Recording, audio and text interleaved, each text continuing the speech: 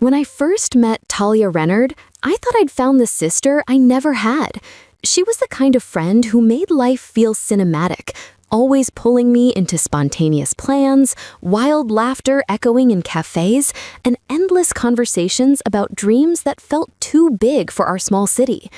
We'd met during orientation at a design firm where we were both hired as junior associates. I was more reserved, more methodical, the kind of person who color-coded her planner and double-checked every email before sending it. Talia, on the other hand, radiated chaos, beautiful, effortless chaos. She could charm her way through any situation, whether it was a tight deadline or a difficult client. At first, I admired her. She was magnetic in all the ways I wasn't. But over time, I started to realize that her charisma came with a shadow. She didn't just borrow energy from others, she took it. It started small. One night, before an office dinner, she asked, "Hey, Alara, can I borrow that emerald silk blouse you wore last week? It would look perfect with my skirt." I hesitated for a moment. It was one of my favorite pieces, but her tone made it sound like a harmless favor between friends, so I said yes. Weeks passed. The blouse never came back. When I asked about it, she waved her hand. "Oh, right, it's at my place somewhere. I'll bring it next time, promise." Next time became, "Oh, I totally forgot," which turned into, "I think it's in the wash." It became a pattern. One dress, then a jacket, then a pair of heels I'd saved up for months to buy. She always had a reason, always a smile, and somehow I always forgave her. Because that's what good friends do, right? They trust. But trust has limits, and mine was about to meet its breaking point. The moment it all began unraveling was a random Sunday afternoon. I was scrolling through my phone, half distracted, sipping coffee, when I stumbled upon a local fashion resale page on social media called Closet Revival. The profile featured beautifully styled photos of designer and boutique items, all pre-loved and sold by a user named Tal's Threads. I almost scrolled past until I froze. There it was, my emerald blouse, the same one she'd borrowed, the same one she'd never returned. I clicked the listing. The caption read, "Luxury silk top, barely worn, in perfect condition. DM to purchase. Closet, sustainable fashion, online shop, style finds." The image was unmistakable. It even had the faint mark on the cuff I'd noticed months ago from a small spill. My heart hammered in my chest. I scrolled further. My black wool coat, my shoes, even the sequined clutch I'd worn to last year's holiday party. She hadn't just borrowed them, she'd been selling them for profit. I sat there stunned, a cold anger blooming in my chest. The betrayal wasn't just about clothes. It was about trust, dignity, and the sheer audacity of her lies. When I confronted her the next day, I didn't lead with accusations. I wanted to see how deep her deception went. We met for lunch at our usual spot. She showed up in a new outfit, trendy, chic, the kind of ensemble that didn't come cheap. I asked casually, "Have you ever sold stuff online? Like old clothes or something?" She laughed. "No, not really. Why?" "Oh, just curious. I saw this seller, Tal's Threads. The pictures looked familiar." Her fork froze midair. For a split second, something flickered across her face. Guilt? Panic? Maybe both. Then, like a switch, she smiled again. "Oh, that? Yeah, that's just a little side thing. I sell old stuff sometimes, make extra cash." My voice was calm, too calm. "Even things that don't belong to you?" She frowned, feigning confusion. "What are you talking about?" "The emerald blouse, the black coat, the clutch. They're mine, Talia." Her expression hardened. "Alara, come on. You lent those to me ages ago. I thought you didn't want them back." "I never said that." "Well, maybe I assumed. Anyway, I needed money, and it's not like you ever wear half that stuff." I stared at her, unable to believe how casually she said it. "You stole from me." She rolled her eyes. "Don't be dramatic. You act like I took something irreplaceable. They're just clothes." That was the moment something inside me snapped. If she thought this was a game, she was about to learn how it felt to lose. That night, I stayed up until 3 a.m. scrolling through her resale page. Every item had been photographed carefully, priced thoughtfully, captioned like a professional brand.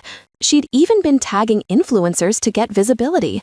It wasn't just casual selling, it was a small business built on other people's belongings, and she'd been doing it for months. So I made a plan. I created a new account, a fake buyer profile named Celine Drake, a generic profile picture, a curated feed of luxury fashion posts, and a short bio that screamed trustworthy fashion enthusiast. I followed Tao's threads and liked a few of her posts. Within a day, she followed me back. Then I sent her a message. Celine, hi, love your collection. Super elegant. That silk blouse is gorgeous. Is it still available? Tao's threads, hi, thank you. Yes, it's available. DM me your offer. Celine, would you do $120? Tao's threads, deal. I'll send payment info. I wired the payment to her business account, noting every transaction detail. She sent a shipping confirmation 2 days later.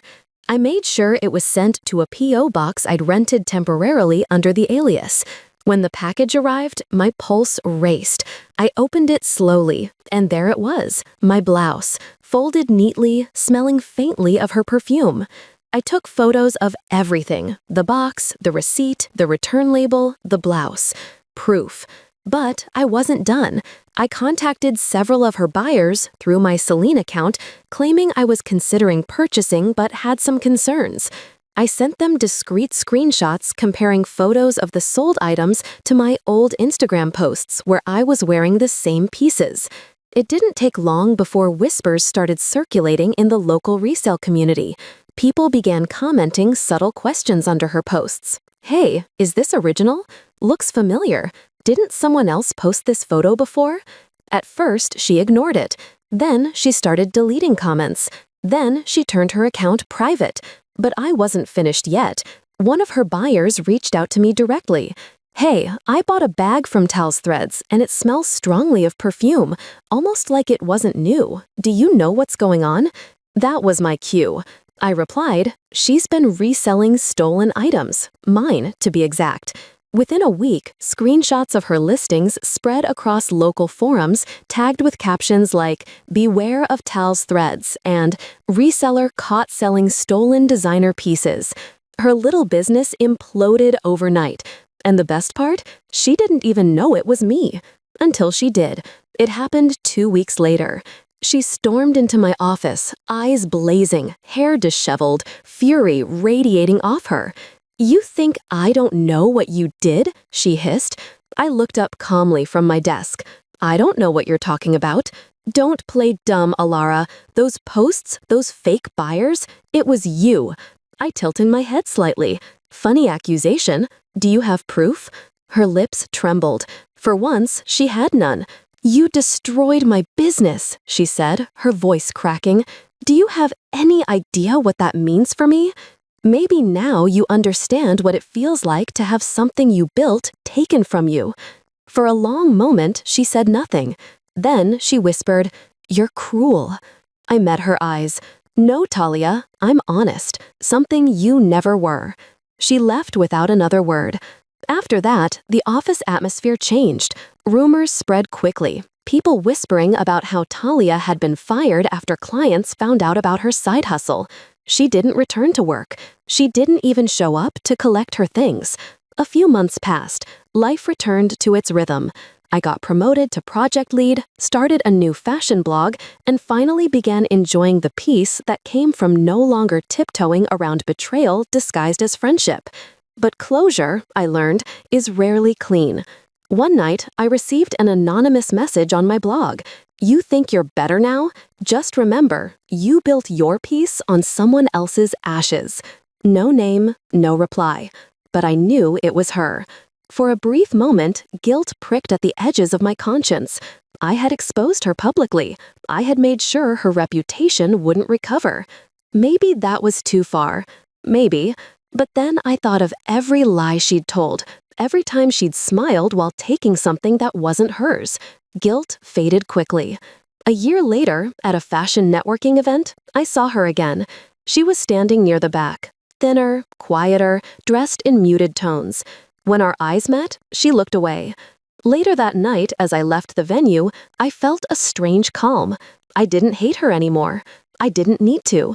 Because the best revenge isn't destroying someone, it's watching them fade into irrelevance while you move forward. I'd learned something vital from that friendship. That trust, once broken, doesn't mend. It transforms. It becomes clarity. It becomes armor. And I'd also learned something else, that sometimes justice doesn't need a courtroom. Sometimes it just needs the truth, served cold and anonymous until it echoes louder than any apology ever could. As I walked home under the city lights, I caught my reflection in a boutique window.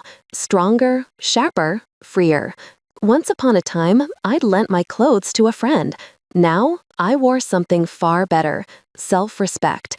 And this time, no one was ever going to take that from me. You've just stepped into her revenge side, where every wound finds its justice, and every silence ends with truth. If her story struck a chord, make sure to like, share, and subscribe. Your support keeps these stories alive. Another secret waits in the next video. See how her revenge begins.